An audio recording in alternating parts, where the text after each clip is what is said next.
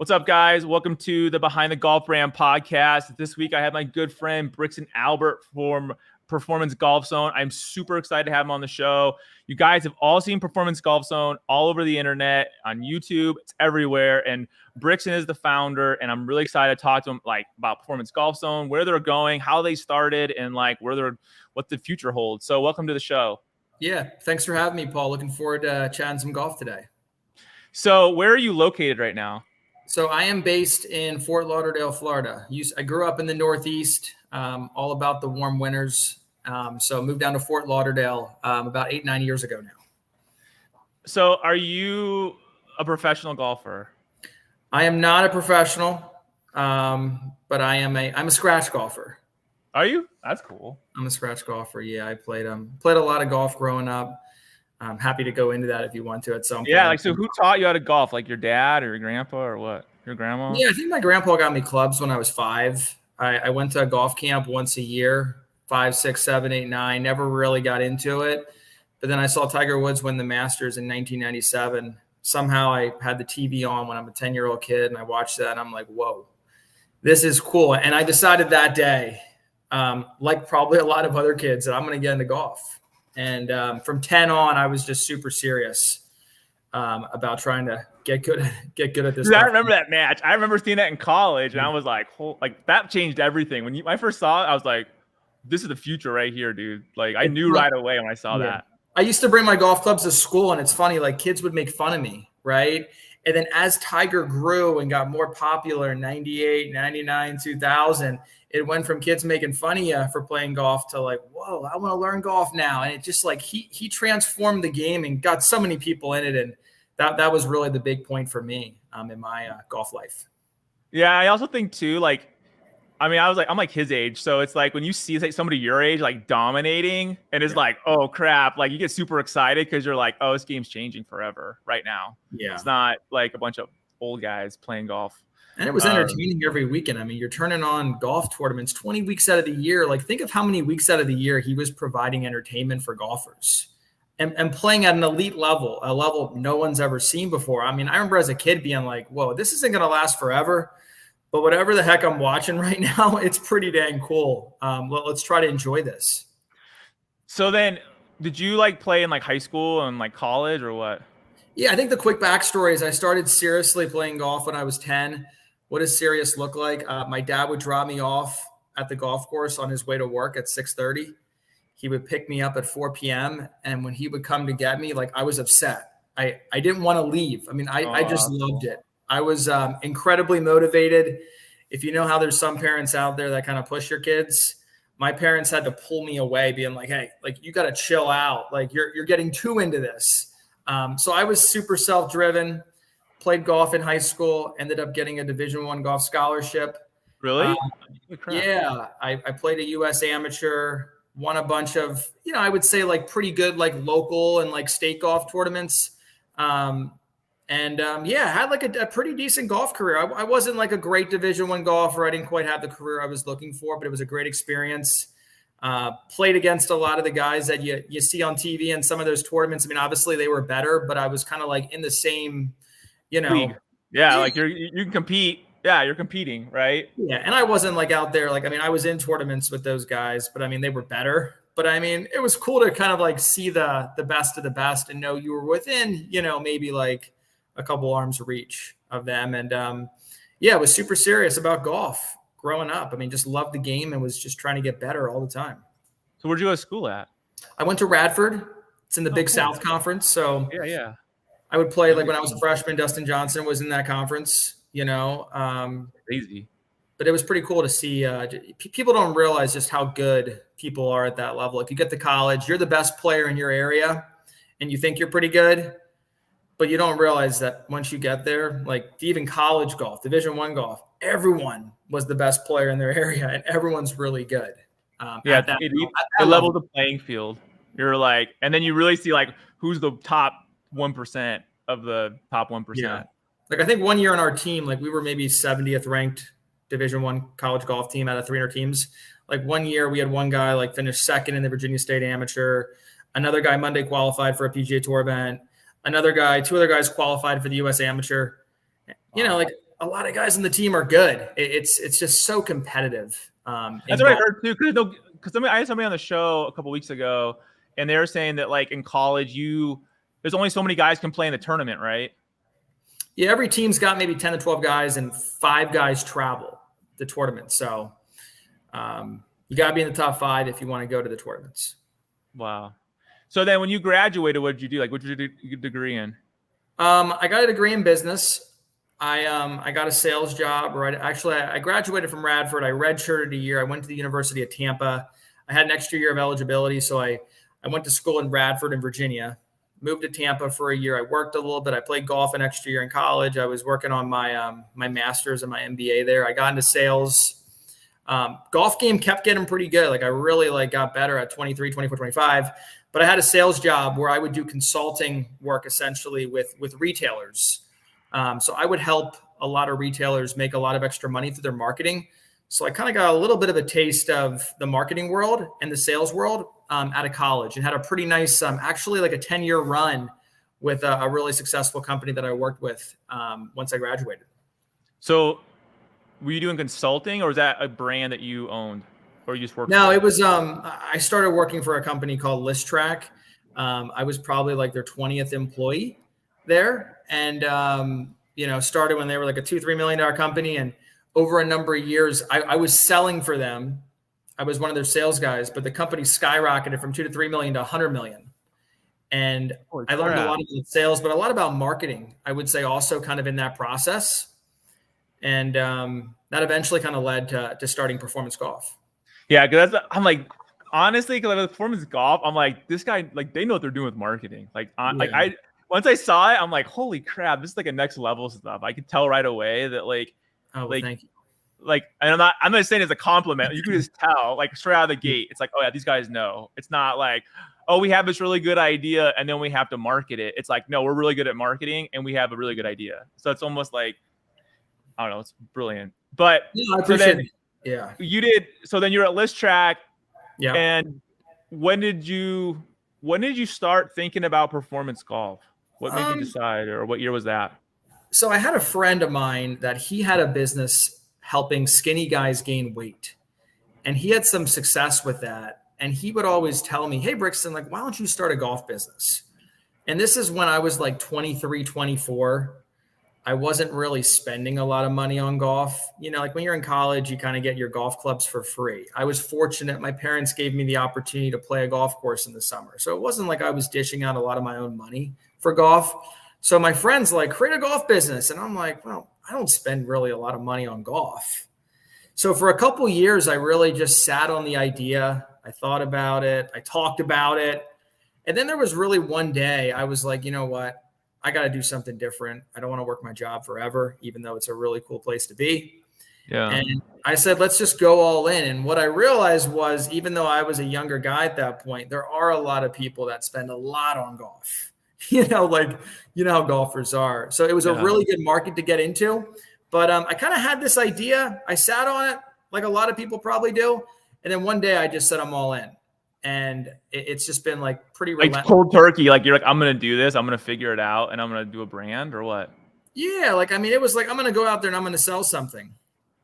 I'm going to sell a golf. Like at first we started with like a digital course to help people gain distance. And, so I mapped it all out. I spent 6 months building it out, shooting the videos, creating the site, trying to figure it all out. So who was in the video? Was it you, or did you hire somebody? Well, I actually had a golf pro back then. Like it didn't really work out with that pro long term. They're still a really good teacher, someone that I have a lot of respect for, but we just didn't kind of like, it was like just starting a business out. Things kind of didn't work out exactly the way we both envisioned. But the big takeaway that I took from it was, I'm like, I remember the first day we launched, 4 people bought. And I remember exactly where I stood. I was like, whoa, like this is going to be big. And you just remember that moment. And then from there, we just. The first dollar you make on the internet, you always remember that moment. You're like, holy crap. Yeah. Like I don't even know who bought this, but they bought it. I remember exactly where I was standing. I'm like, whoa, if one person can buy, I think more people will eventually buy if we can just get better at what we're doing. So you had one course, right? Like one training course. Yeah. And what was the cost of that one course back then? You remember? It was a $47 course. Was it all video, or was it video and videos. PDF, or what? Yeah, just all videos, like a step-by-step system to help people, gain some extra power. Yeah, exactly. So I launched that course, sold a little bit, had a business relationship that didn't work. Yeah. And then I brought on another golf pro onto my site. And then I worked with him, and then he passed away, unfortunately. Oh my gosh. So my first 2 years were a little rough. Yeah, they were like you're learning, learn trial by fire, right? Yeah, like imagine like you start something, you see it going well, then you have to restart, and then you restart that whole process. You're grinding and grinding and grinding. Then that guy passes away, and I'm like, whoa, okay, well I've learned this market exists, but I've kind of wasted 2 years of my time. And then at that point, I was like, I got to go out and find a couple golf pros to really, diversify kind of our business model. Yeah, rolling your dice on one person or whatever. Mm-hmm. And so what year was that? So that was 2018. Oh, wow. So like, yeah, when I'm being honest, like we've been at this for like 7 years, but really the first 2 years we kind of started, stopped, restarted, and started again. Was it always Performance Golf Zone, or was it called something else? Yeah, we started as Performance Golf Zone. When I first started, Paul, I saw 2 domains, Performance Golf and Performance Golf Zone. And I'm like, ooh, Performance Golf looks pretty good. But Performance Golf, the guy wants $20,000 for F that. And Performance Golf Zone was one of those domains I think you could get for like $7.99. Yeah. So I bought Performance Golf Zone for $7.99. But then as we started to grow, like 2 years later, I actually went back and bought Performance Golf. So we've officially changed the name to Performance Golf. Yeah. But, some people still refer to us as Performance Golf Zone. But I just think Performance Golf's a little bit of a... guys would be hijacking all your traffic, right? Because he'd be Googling Performance Golf and it's going to go to like some other random site. And you're like, wait a minute. Fortunately, we have the redirects in there, so we kind of get that traffic. But that was the story of Performance Golf Zone to now Performance Golf is the name. So so you launched in 18 was your first course, was the first series of courses? First course launched September of 2016. Had that year and a half kind of period. Learning. Yeah. Yeah. Like, unfortunately, one of the golf pros passing away, the relationship not working. And then I found, it's interesting. I was introduced to Eric Cagorno, who's a, pretty well-known YouTube person. Yeah. I had a friend of mine that said, man, there's this guy, like, he's pretty good on camera. He's he's like a polished guy. I think he's going to be something in the golf space. So I just sent him an email. We had a couple conversations. I didn't know him. And he's like, hey, I think at the time Eric launched 200 YouTube videos. And his videos all had under like a couple hundred views. Like no one was really watching them. Yeah, like normal YouTube algorithm stuff. He didn't have the YouTube algorithm going. And but he was a good teacher. He had a book lesson calendar. And I said, hey, like I know how to market stuff.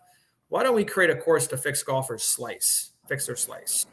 You come to the course, I'll film it, I'll market it, I'll pay you a royalty.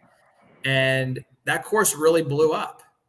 And, I think that blew up. And Eric also kind of got his things going. And Eric's now like a pretty popular YouTube, and golf personality. Yeah, he is. Yeah, for sure. And we kind of started with Eric. So Eric was the first guy. I didn't know that. I didn't know Eric was the first. I thought like it was somebody else, like one of the other guys on your list. Yeah, Eric was the guy. And then once Eric took off, I was like, okay, then I approached a bigger name instructor, like a Golf Digest Top 100 guy. And then I was like, oh, okay, well, this guy's interested in what we're doing. And then I got his to work. And then from there, it really snowballed to where I was able to get guys like Haney. I work with Sir Nick. I work with David Leadbetter.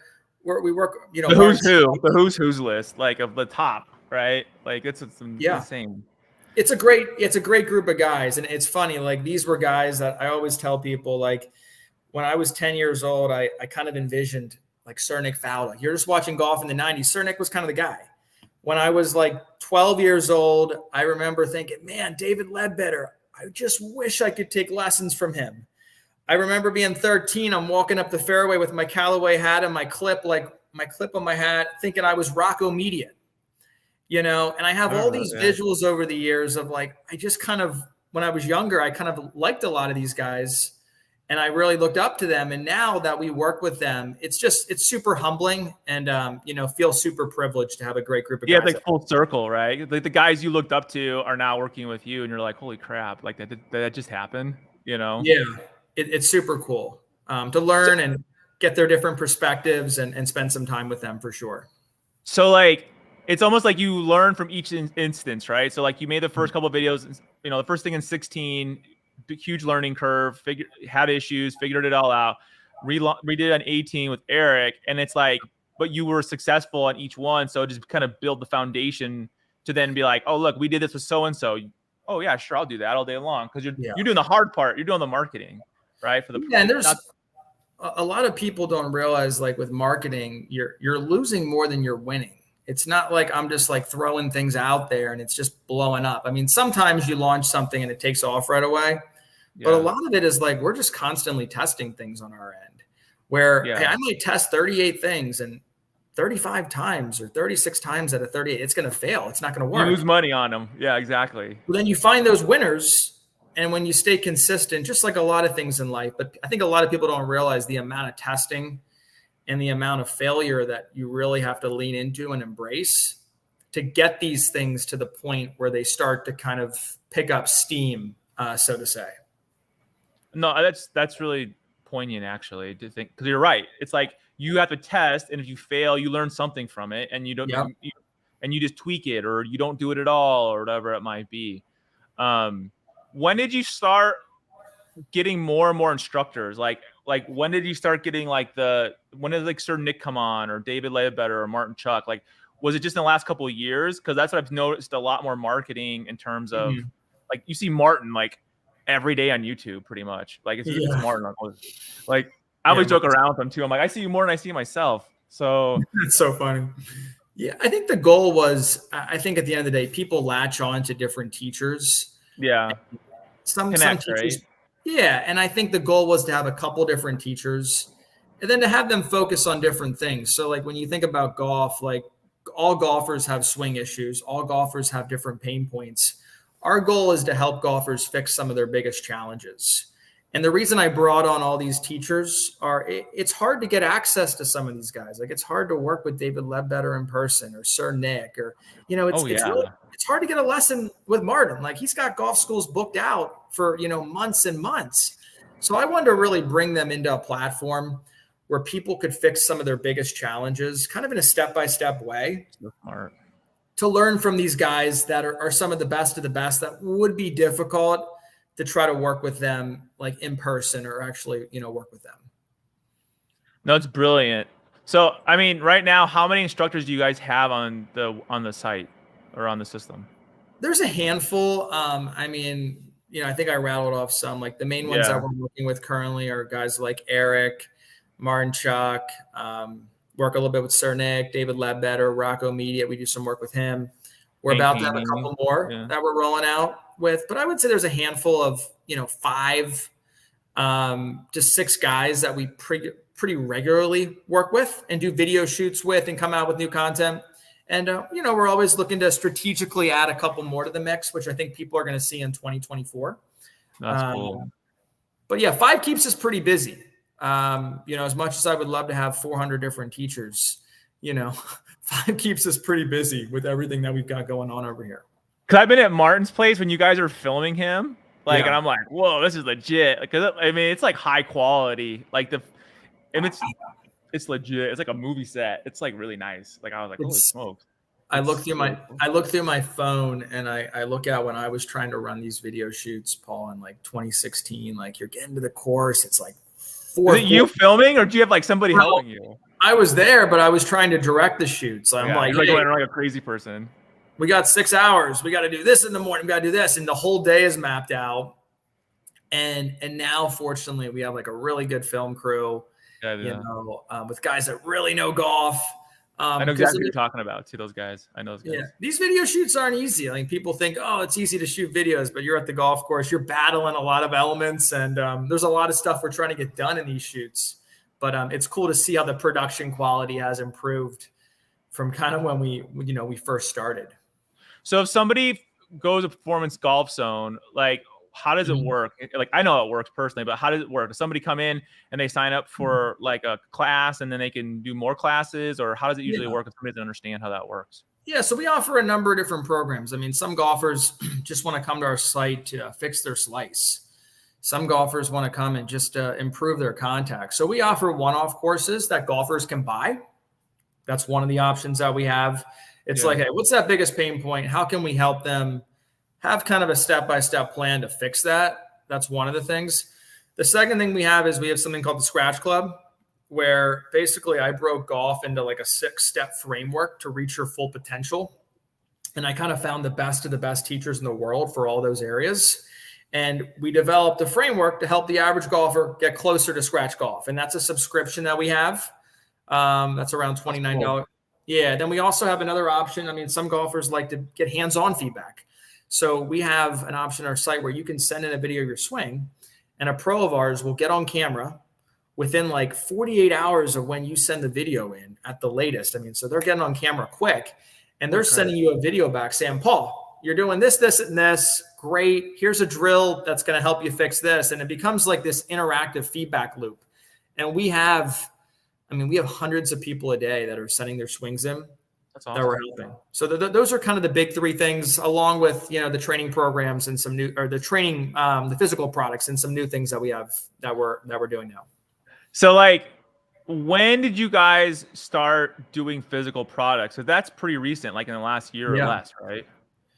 Yeah. It was Masters Sunday, not this Masters, but last Masters. So we're going back, 22. Gosh. Yeah. So we're going back, I don't know, maybe like 17 months ago, I guess. And I'm sitting on the couch with Eric Cagorno and a couple of friends, and we're just talking about golfers' pain points. And like, I just had this epiphany. I'm like, okay, golfers struggle with club face control. They struggle with forward shaft lean. Why don't we do this, this, and this? And I had this idea, which became the straight stick. One of our, and it hit me. And I was like, okay, I don't know how to sell physical products. I don't have any manufacturing contacts, but I got to go figure this out.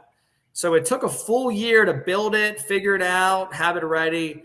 And then the following Masters Sunday, ironically, we launched the product, and it kind of took off, but it basically blew up. It's like everywhere now. This year. I mean, the idea was 18 months ago, right? And we were able to launch it 6 months ago, which has been great. Has been great so far. So was that the first product then? Was a straight stick? The straight stick was the first physical product. Yep, that was part of our platform. And then when did like the Easy 3 and the launch deck and the straightaway? Because I've been starting to see the commercials for that too. Yeah, so those all came out in the following months. So those are definitely dropping them. Yeah, new products.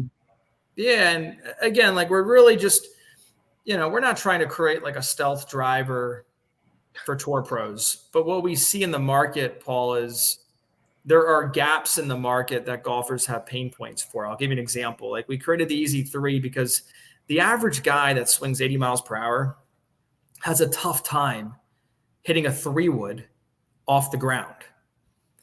It's a hard club to hit. I mean, I'm a scratch golfer, and I can't say I'm the greatest 3-wood player from 260 off the deck.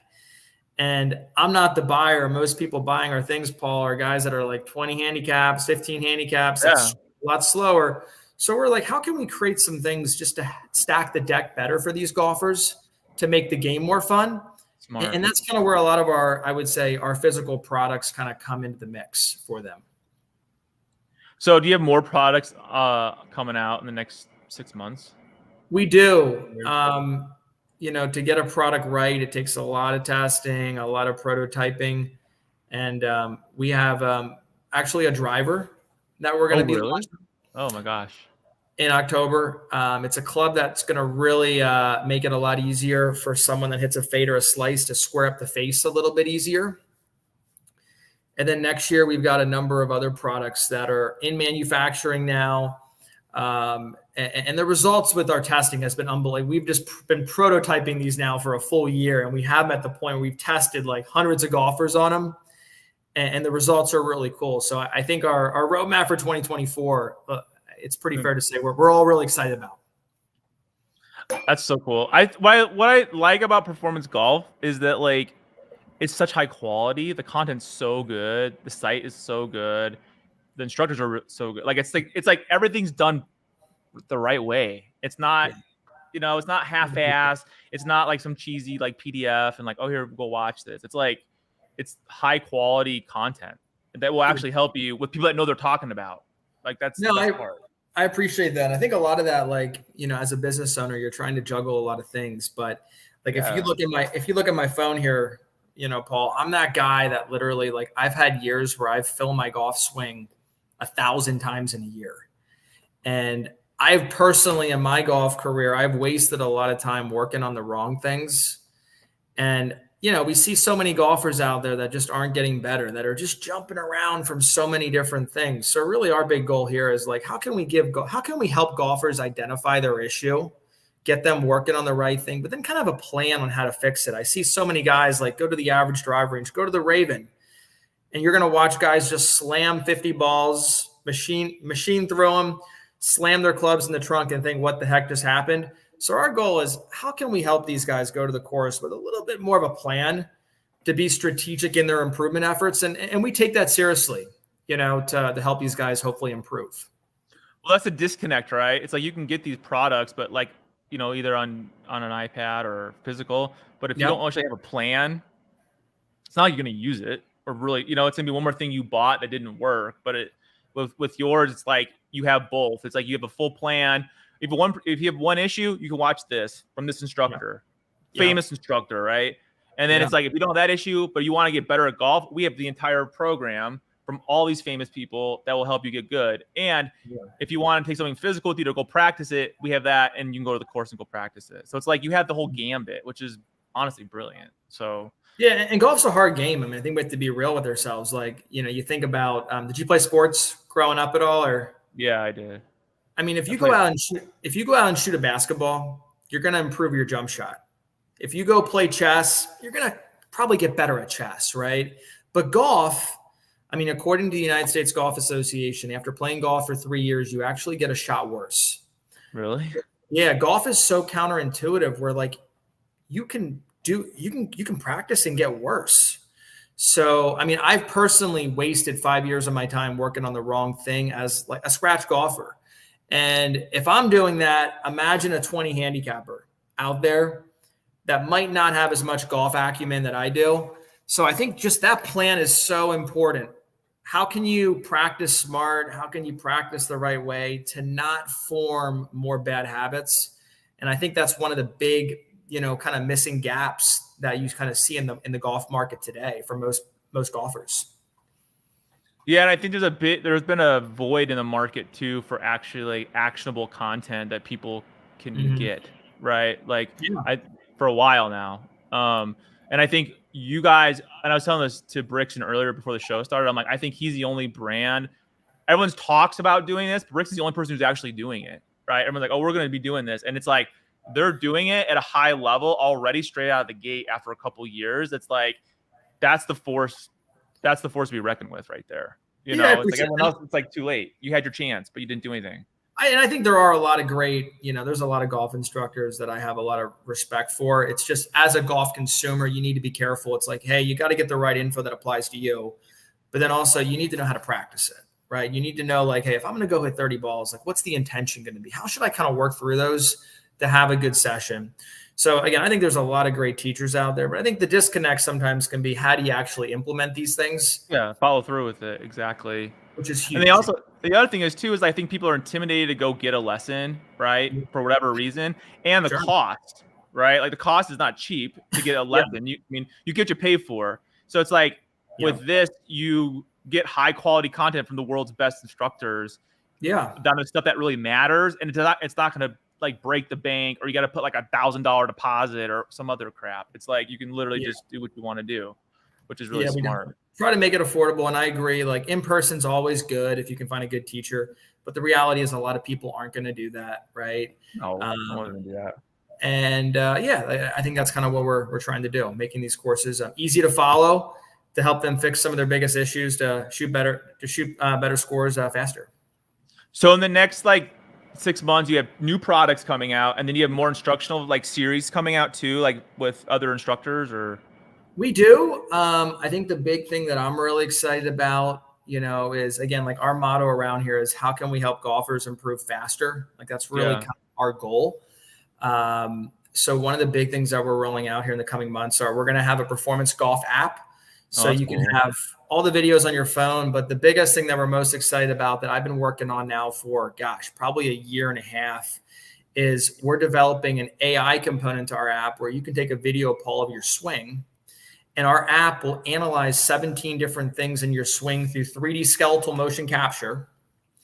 And then our app will give you feedback saying, Paul, here are your top 4 swing issues. Here's the order you need to work on your issues on. And it's going to show you drills to improve them. So let's just say your biggest swing issue is your pelvis rotation. You're going to see that in the app. It's going to give you a video, right in there.